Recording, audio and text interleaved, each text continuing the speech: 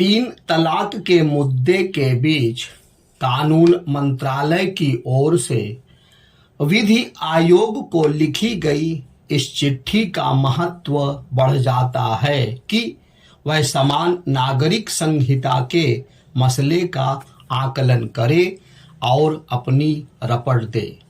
विधि आयोग को दिया गया निर्देश यह तो संकेत करता है कि केंद्र सरकार समान नागरिक संहिता की दिशा में कदम उठाना चाहती है, लेकिन यह भी स्पष्ट है कि यह आसान काम नहीं। समान नागरिक संहिता के लक्ष्य को तो तभी हासिल किया जा सकता है जब सभी राजनीतिक दल इस पर नीरछीर ढंग से विचार करें।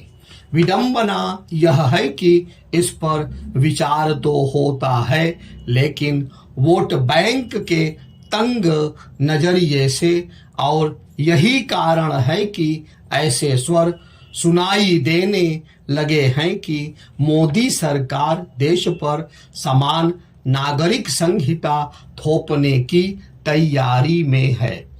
एक विडंबना यह भी है कि ज्यादातर राजनीतिक दल समान नागरिक संहिता की जरूरत भी जताते हैं और उसके प्रति सैद्धांतिक तौर पर सहमति भी प्रकट करते हैं, लेकिन यह कहने से भी नहीं चूकते कि अभी इसके लिए समय नहीं आया। ऐसा कहते हुए 60 से अधिक का समय बीत चुका है और समान नागरिक संहिता के मामले में देश वहीं का वहीं खड़ा है।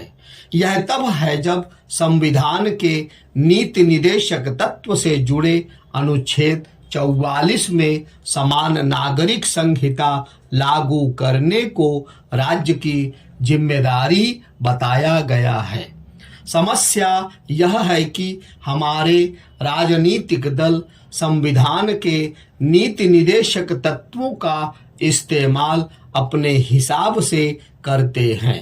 कभी वे उनकी दुहाई देकर आगे बढ़ते हैं और कभी यह दलील देने लग जाते हैं कि संविधान में तो मात्र इसकी अपेक्षा ही व्यक्त की गई है।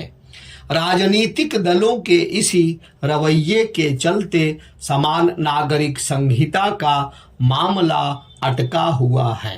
संकीर्ण राजनीतिक कारणों से समान नागरिक संहिता का विरोध करने वाले दल यह भी माहौल बनाते हैं कि यदि ऐसी कोई संहिता बनी तो उससे सबसे अधिक मुस्लिम समुदाय प्रभावित होगा। यह दुष्प्रचार के अलावा और कुछ नहीं, क्योंकि समान नागरिक संहिता से किसी न किसी स्तर पर सभी समुदाय प्रभावित होंगे। यह हास्यास्पद है कि एक ओर समान नागरिक संहिता का विरोध इस आधार पर किया जाता है कि अन्य देशों के मुकाबले भारत में कहीं अधिक विविधता है, और दूसरी यह देखने से इनकार किया जाता है कि गोवा में समान नागरिक संहिता प्रभावी है। क्या गोवा का समाज भारत से अलग है? आखिर जो संहिता गोवा में अमल में लाई जा सकती है वह देश के बाकी राज्यों में क्यों अमल में नहीं लाई जा सकती? समान नागरिक संहिता की आवश्यकता इसलिए है क्योंकि इसका कहीं कोई औचित्य नहीं कि अलग अलग समुदायों के लिए विवाह, तलाक, उत्तराधिकार और संपत्ति संबंधी मामले भिन्न भिन्न तरीके से निर्धारित हों। आखिर देश के सभी नागरिक इस मामले में एक जैसे नियम कानूनों से संचालित क्यों नहीं हो सकते?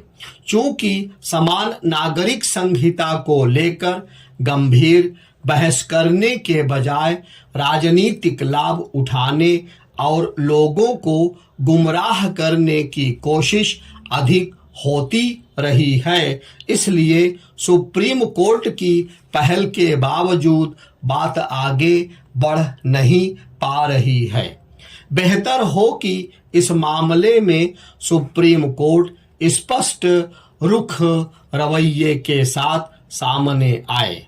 यह ठीक नहीं कि वह कभी तो समान नागरिक संहिता को वक्त की जरूरत बताता है और कभी यह कहकर उससे पल्ला झाड़ने की कोशिश करता है कि वह संसद को निर्देश नहीं दे सकता। आखिर जो सुप्रीम कोर्ट संसद के बनाए कानून खारिज कर सकता है वह समान नागरिक संहिता की प्रबल पैरवी क्यों नहीं कर सकता।